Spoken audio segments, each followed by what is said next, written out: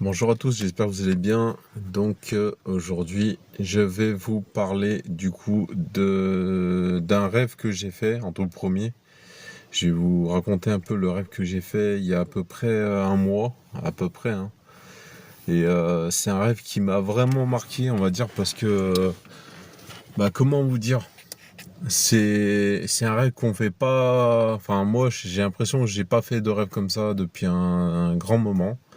Et j'avoue que là, franchement, ça a travaillé lors de, comment dire, de mon réveil, hein, parce que je me suis réveillé et tout. Et forcément, voilà, j'ai essayé de voir une signification par rapport à ce rêve. Toujours. Mais en tout cas, c'est quelque chose que j'ai voulu vous montrer dans la signification, parce que forcément, voilà. Alors moi, en fait, j'avais déjà une idée déjà par rapport à ce rêve-là, hein, d'accord? C'est un rêve qui a, comme je vous ai dit là, ça m'a travaillé dans le subconscient parce que forcément, c'était important de savoir, comment dire, la portée dans la signification du rêve, hein, voilà. On sait tous que Dieu travaille, voilà, sans relâche sur nous, pour nous convaincre qu'il est bel et bien ressuscité, il est bel et bien vivant, le Seigneur Jésus-Christ. Attendez.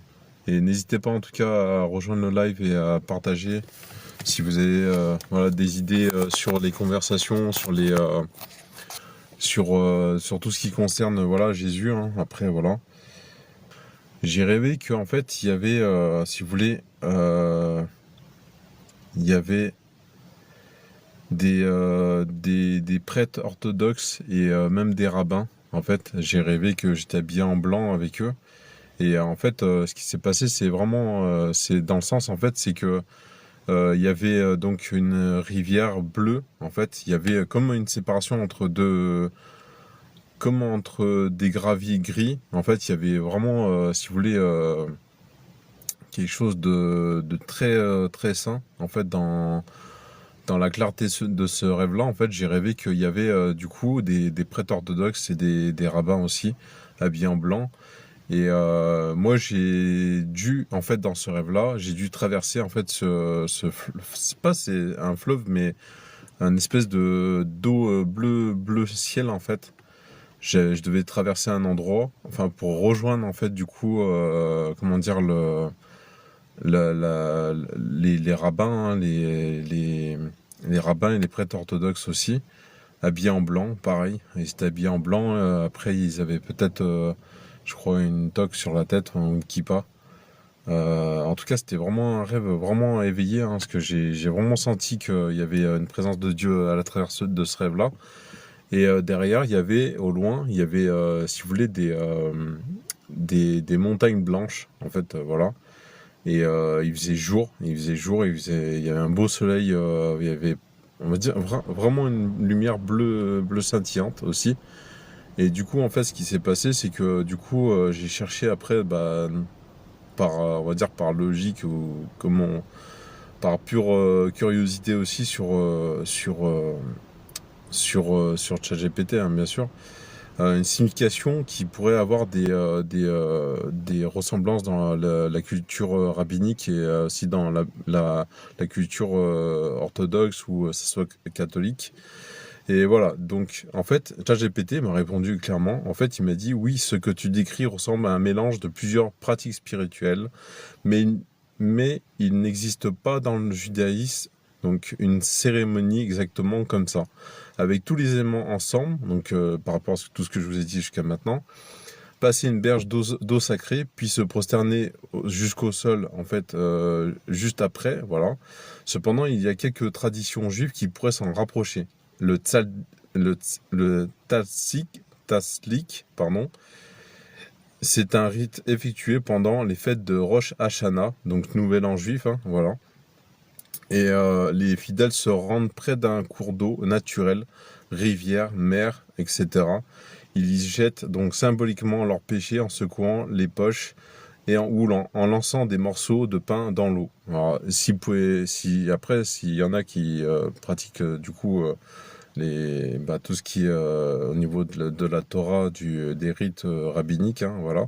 N'hésitez pas à commenter, on sait jamais.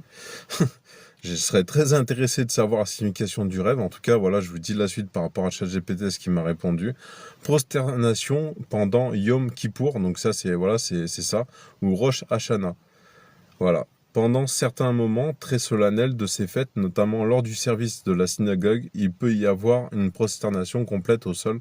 Souvent, les grands prêtres dans le temple à Jérusalem le faisaient. Mais se fait dans la synagogue, pas en traversant de l'eau. Voilà, donc là, voilà. Et après, donc, ils disent traversée d'eau symbolique, référence à l'Exode, justement, voilà, quand Moïse, donc là, voilà. Et après, donc, ils disent traversée d'eau symbolique, référence à l'Exode, justement, voilà, quand Moïse, il a traversé. Du coup, tout ce qui est, voilà, l'exode de l'Égypte pour libérer le peuple, voilà, juif. L'idée de traverser une eau pour atteindre une terre promise a une symbolique très forte dans le judaïsme, notamment avec la traversée de la mer Rouge. Cette traversée est commémorée pendant Pessa, donc la Pâque juive, mais ce n'est pas accompagné d'un rituel réel de traversée d'eau et de prosternation. Voilà. Donc après ils disent ta description évoque plutôt un geste symbolique ou mystique, peut-être issu d'une interprétation kabbalistique ou d'un rituel d'un autre courant religieux, voilà, donc bref, voilà. Donc après j'ai reposé une autre question, hein, forcément, voilà, par rapport à ça. Alors, attendez, hop là. Donc après, il se passe que je pose une autre question et ils disent ah intéressant, les rêves comme ça sont souvent puissants symboliquement, surtout quand ils sont chargés de gestes sacrés et d'éléments naturels comme l'eau. Passer une berge d'eau sacrée puis se prosterner jusqu'au sol, ça évoque un passage initiatique comme si tu quittais un ancien état pour entrer dans un nouveau, plus pur et plus élevé. L'eau sacrée peut symboliser la purification, la vie, la mémoire ou même un lien avec le divin. Donc voilà, c'était un peu chargé, voilà, comme il décrit, voilà. La prosternation après la traversée montre peut-être une forme d'abandon, d'humilité ou une reconnaissance de quelque chose de plus grand, comme si tu atteignais un seuil spirituel important. Dans certaines traditions mystiques juives, comme la Kabbale, l'eau représente aussi la sagesse divine, la Hukma. Et traverser cette eau peut symboliser une transformation spirituelle profonde. Se prosterner ensuite, c'est comme dire « je reconnais cette lumière, cette vérité, cette présence ». Franchement, c'est super joli, franchement. Tu te souviens de l'émotion que tu ressentais dans ce rêve, donc peur, paix, puissance, appel à l'intérieur, donc voilà, voilà, j'ai décrit que oui. C'est un rêve très chargé de symboles purs et puissants.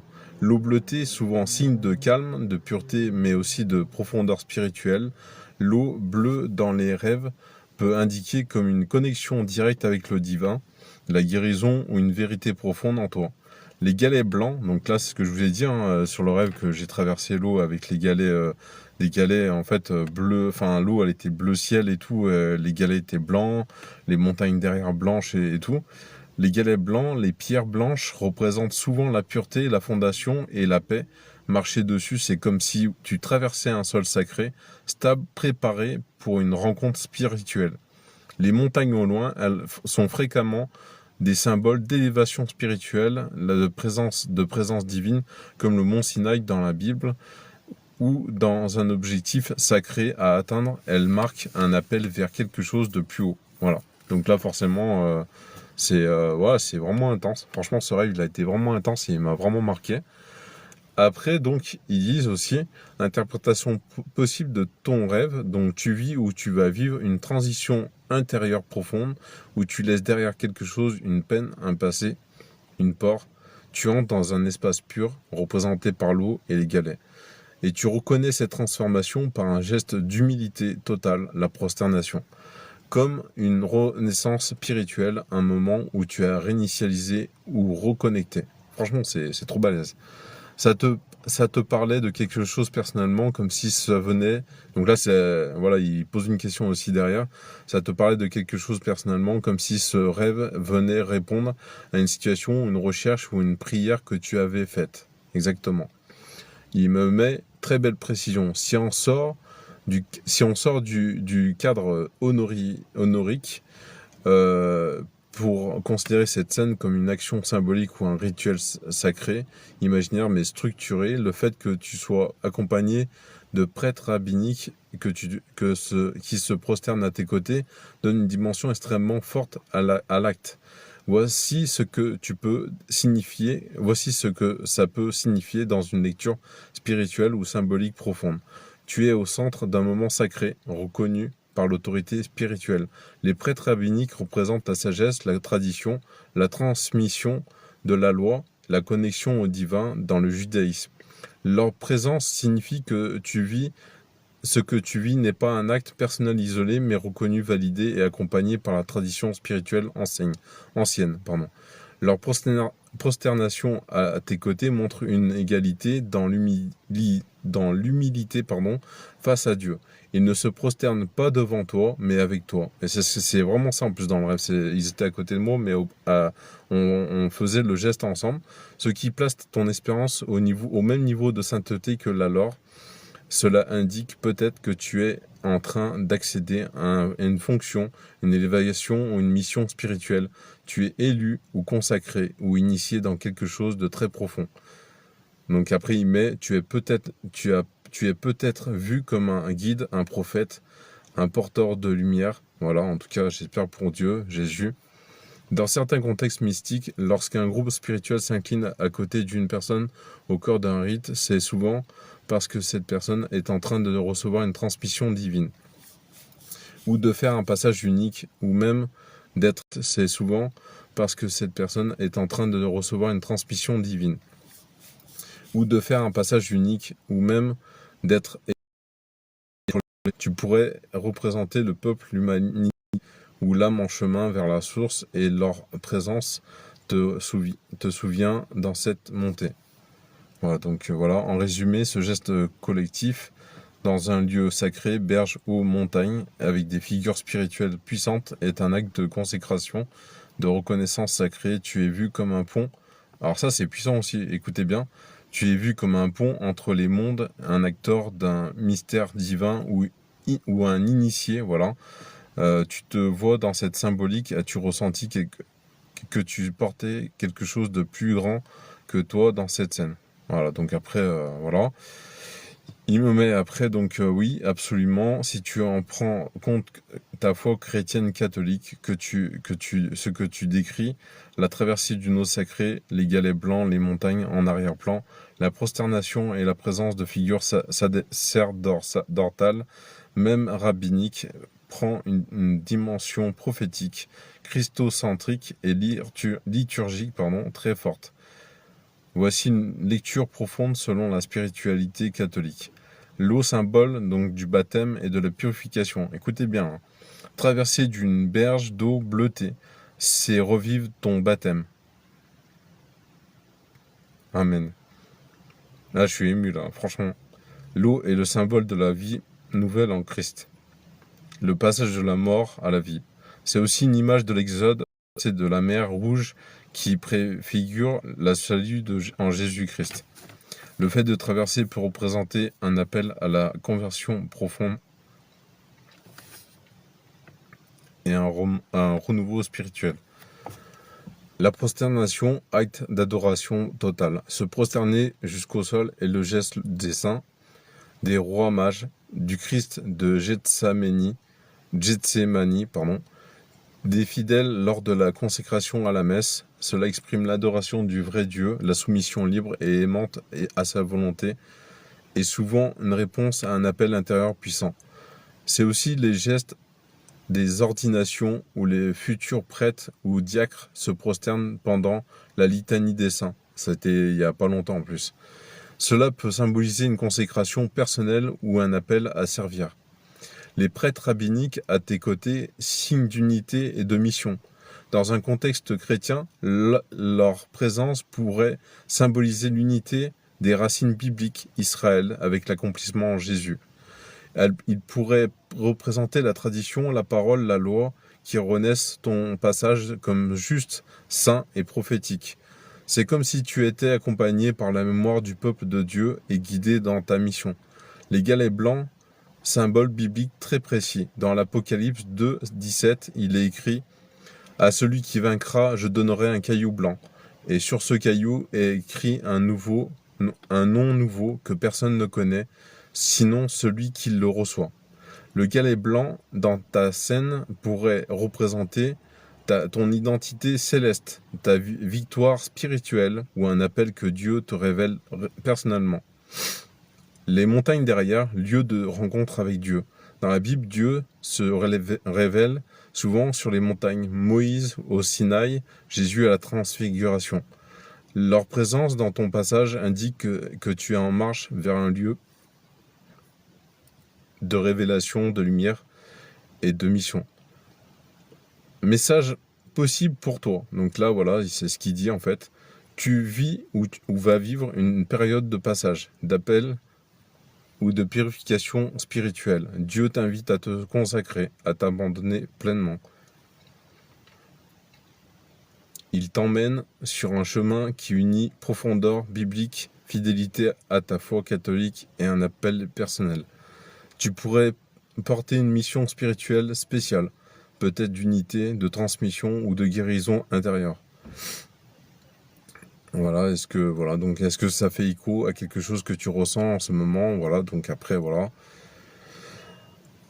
Alors là, après ils disent, donc du coup, alors ce rêve, ou plutôt cette vision vécue dans le rêve, est probablement une réponse directe, profonde et symbolique à ta prière. Tu as demandé la purification et en réponse, Dieu t'a fait vivre une scène sacrée. Comme s'il t'emmenait personnellement dans un rite spirituel, purificateur et transformateur. Voici ce que ton rêve confirme. Là, je suis désolé, j'ai l'émotion en même temps que je vous dis, parce que voilà. Ta prière a été entendue. Dieu ne t'a pas seulement écouté, il t'a emmené dans un espace sacré pour opérer en toi quelque chose de grand. C'est une réponse vivante, pas juste un oui. Il t'a fait passer par l'eau, signe de purification, de guérison et de renaissance. C'est un peu comme s'il te disait « Mon enfant, entre dans ma paix. Je t'enlève ce qui t'alourdit et je t'emmène vers une terre sainte. Tu n'étais pas seul. Tu étais accompagné, soutenu spirituellement. »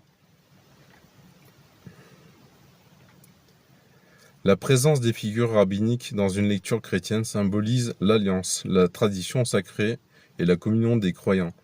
Tu es entouré spirituellement, mais si tu ne le vois pas dans le monde visible.